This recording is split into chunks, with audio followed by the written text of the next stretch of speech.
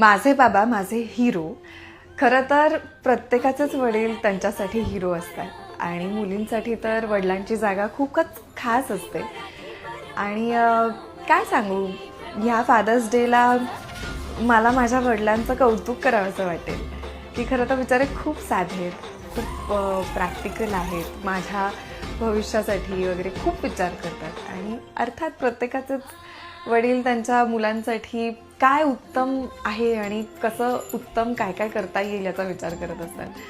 आणि मला एक गोष्ट जी खूप रिसेंटली कळली आहे अशी मी म्हणेल की मी खूप माझ्या वडिलांसारखे.